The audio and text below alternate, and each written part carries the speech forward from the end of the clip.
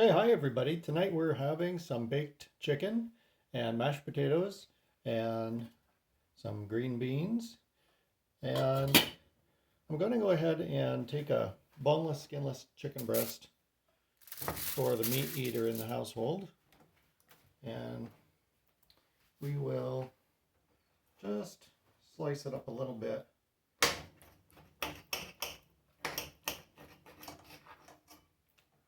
Into long strips. And we have some mixed spice rub or Montreal steak seasoning. You can call it what you will. And we'll add that with a little salt and black pepper. And then bake it. I'm actually going to turn the oven on, get it preheated so that we're ready to go. All right, let's see. We'll put that on bake. All right. Oven is preheating. We'll do a bake. And we might turn it up to the grill temperature, which I think is about 425. The toaster oven that we're using has a grill setting, and it came with a grill pan, so that's what I'm going to attempt tonight. Haven't used that yet, but I think it will turn out very, very nicely. And we have some herbs, and we have some of the mixed spice rub.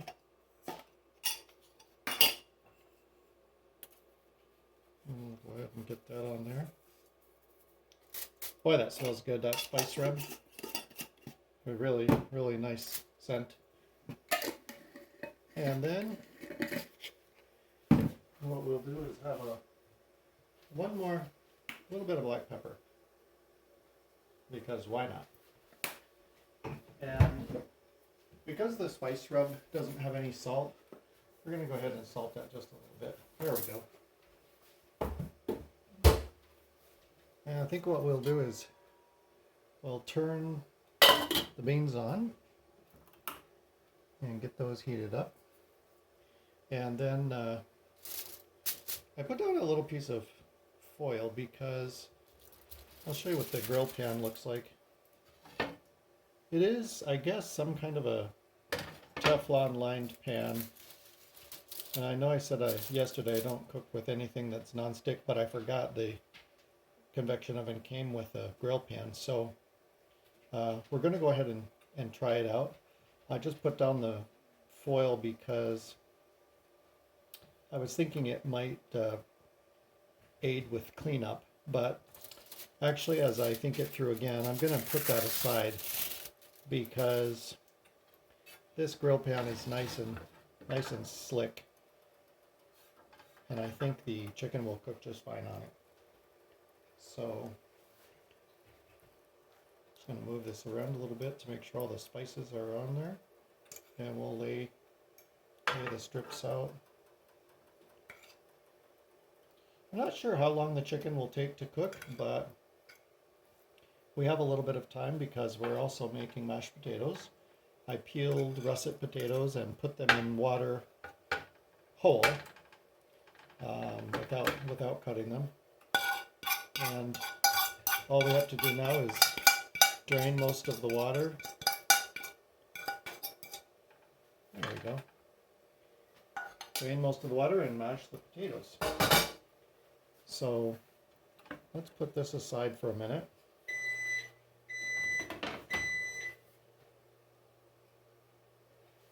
Okay, the oven says that it's already preheated, so let's go ahead and we'll put our chicken right in the oven.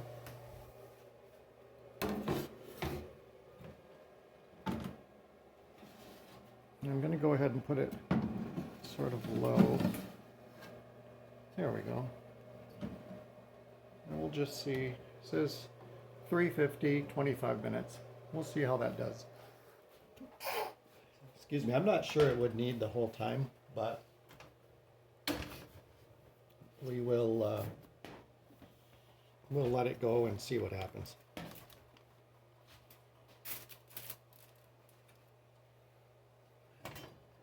Okay, our potatoes are here. And let me just grab something so I can drain a little bit of the water out of those. All right, we're gonna just drain a little bit. I'm gonna save some of that liquid.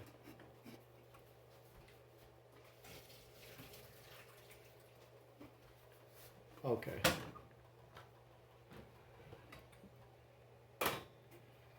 Now, I wanted to allow you to watch that.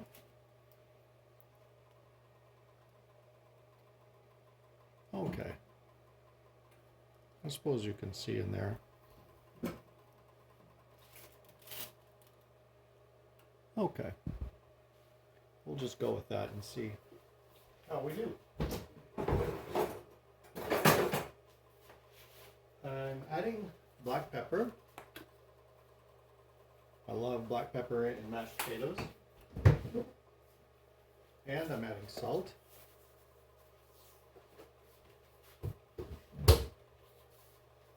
And I use a hand masher that looks like this. I got this at a thrift store. If you don't have one, they're really cheap at thrift stores. And this one has a plastic handle, but it's been fine for 5 years. I would have preferred that it have a wooden handle or just a stainless steel handle, but that's okay.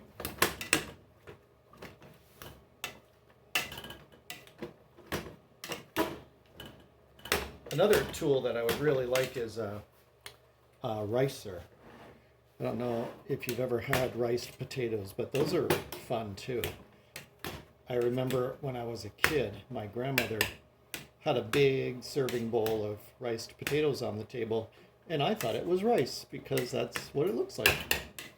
But as soon as I played it up, I realized it was potato that was really, really good, very light and fluffy. All right, that's pretty good. And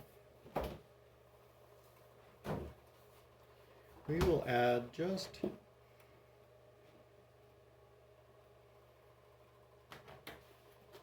I'm going to add just a little bit of water to that.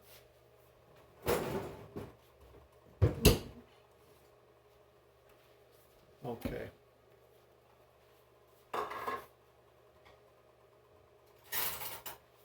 Of course, we have to have a pat or two of butter and mashed potatoes. That'll be good.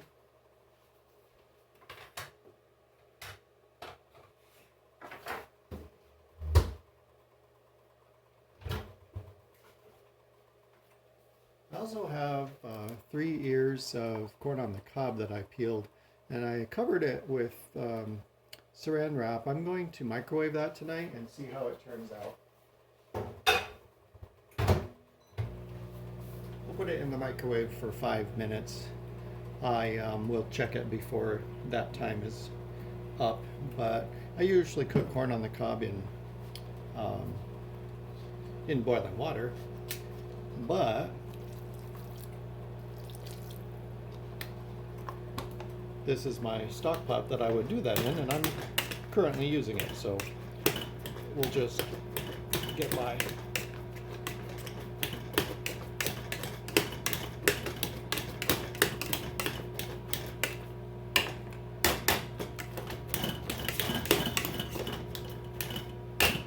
Going for sort of a chunky home style country mashed potato. Not silky and smooth and fancy. We're just looking for it to taste really good. Let's see what we have here. Oh, delicious. Oh yeah. Okay. We'll put that aside. And we'll let our green beans come up to a nice roaring boil. This is a brand of beans that I really like.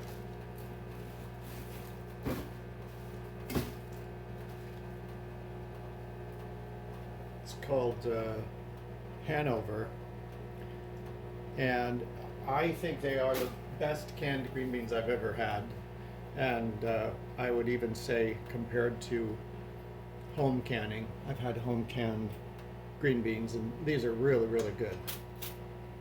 So that's what I usually have in the cupboard for. Ingredients are green beans, water, and salt. And it is quite a large pan of green beans, but we eat a big portion of these, and then I will have leftovers. And the leftover mashed potatoes tomorrow morning, I will make some potato pancakes with.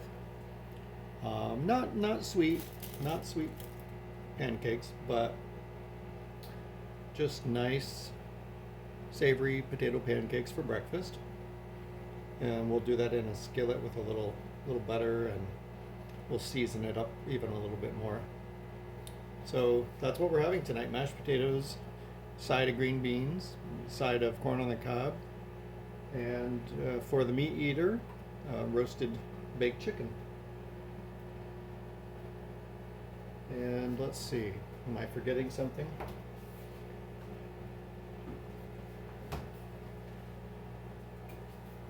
I have one heirloom tomato that is ripening. It was picked, a week ago, and it is slowly ripening. We had two that were fully ripe, and those were sliced today and made into sandwiches. Sandwiches with tomato and Swiss cheese. One of the lunch request was with mayonnaise, and on mine I used yellow mustard. So that made a nice sandwich for lunch. Very, very juicy, delicious sweet tomato. And we also have had many cherry tomatoes, yellow cherry tomatoes, just really delicious. So something else we have that we'll do coming up is we have a butternut squash that was gifted to me yesterday, and it's very, very big, so I'll have to figure out something to make and then with half, and then something else to make with the other half. I was thinking of baking half of it tomorrow and making a butternut squash soup, and then with the remainder I might dice that up later this week and roast it, do like a pan roast, kind of a vegetable dinner with the squash, maybe some diced potatoes, some onions, and put that all in the oven and roast it.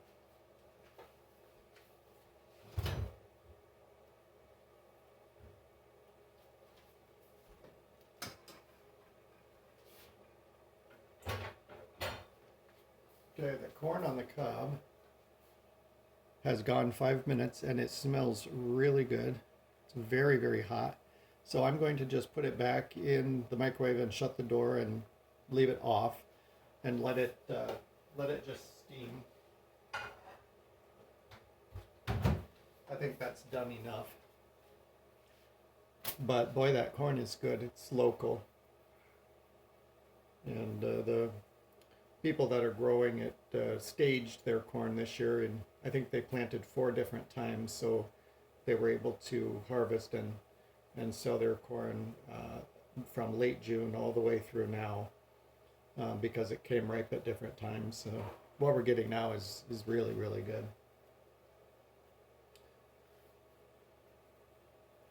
All right, let's just check on the chicken and see what it looks like.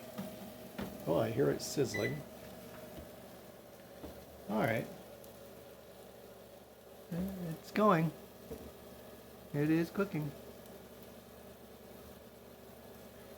I think that'll be hot enough. It says 350, and there is it's on bake. There is a broil, and there is also a grill setting. But I think we'll just leave it on bake. That seems quite hot enough. That device also came with a rotisserie attachment, and I'm not really sure about that because I have watched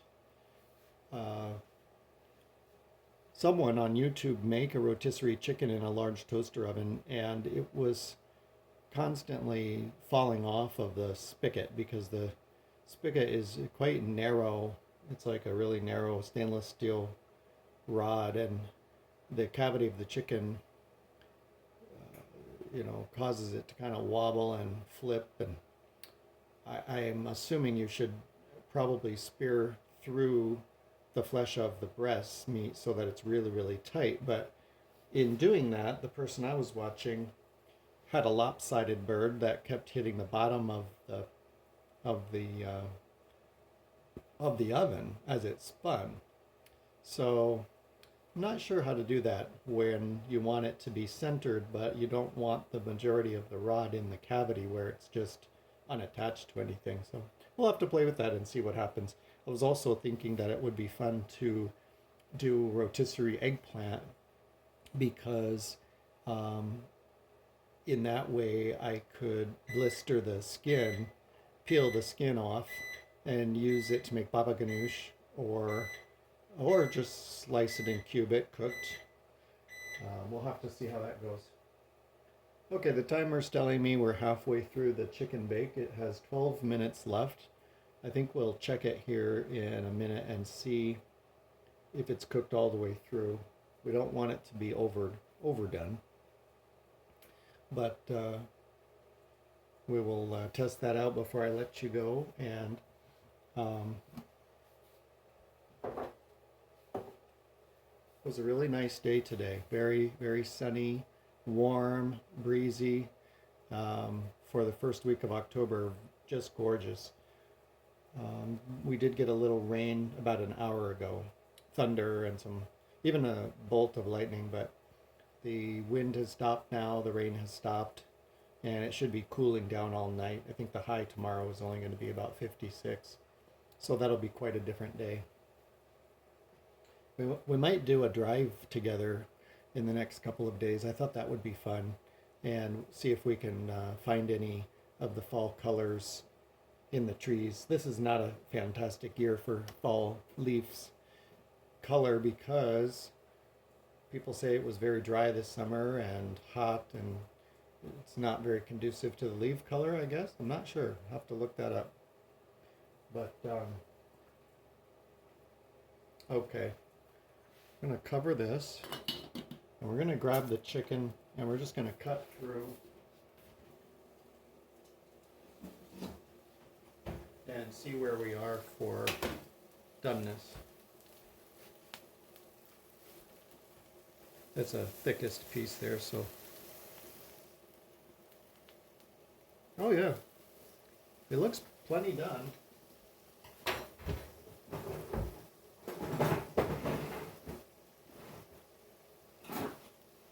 I do have a thermometer. I could do a real test. Let's see what it goes to. It says poultry should be 165.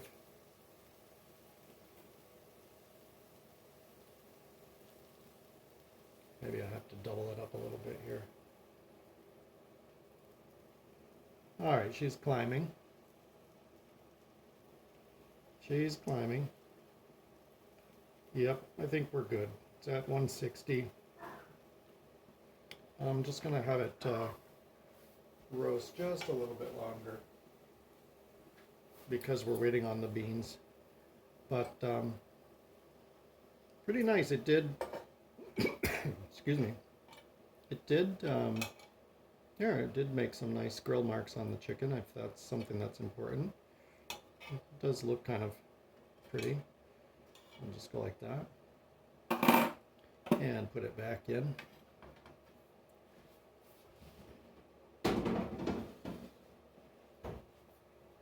I'm guessing that the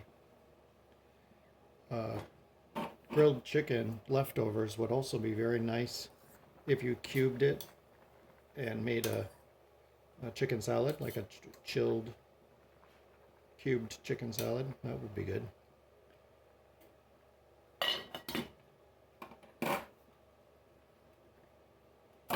Okay, we're almost there. So thanks for having dinner with us tonight. And I'm trying to think of some interesting recipes this week. Um, Everything that I cook is very inexpensive, easy, relatively quick. But I like eating a lot of vegetables, potatoes, all kinds of sweet potatoes. Recently, we've had some very, very nice cauliflower, purple cauliflower, yellow orange cauliflower. And the only I haven't seen is I know in the store once in a while you'll see green cauliflower. Um, I did read recently that that's a hybrid of broccoli and cauliflower, but the orange and the purple cauliflower are apparently just the color they are because of the nutrient ingredients, beta carotene and what have you. Those beans are really, really good. And I don't salt them. They are canned in water and salt, and it's a very, very mild amount of salt, but it's plenty. So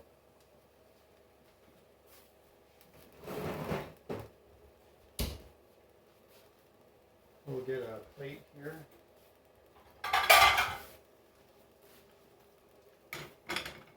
And we'll get ready to plate dinner up. I have another 5-gallon pail full of apples that I picked yesterday, and that is about the last off of the remaining apple tree. I climbed actually up into the center of the tree as far as I could go, and was able to grab or knock or shake many apples off. So I have put away about, let's see, I counted yesterday, it was 13 1-gallon Ziploc bags of peeled sliced apples. Those are frozen.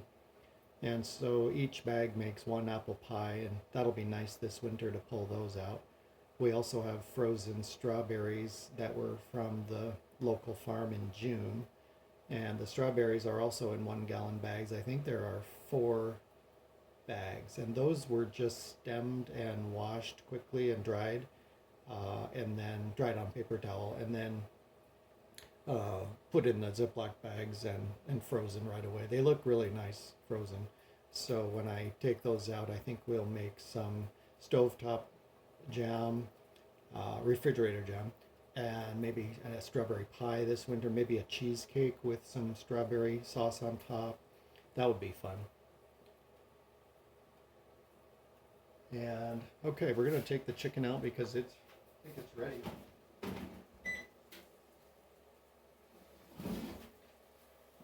And we'll get this plated up here. There we go.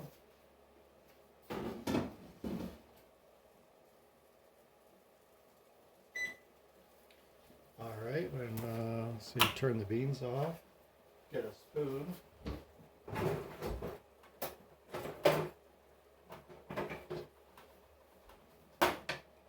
And nice serving of beans.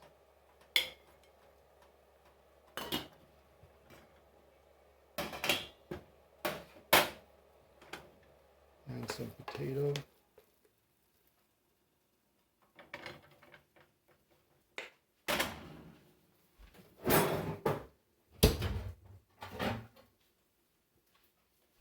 And some corn.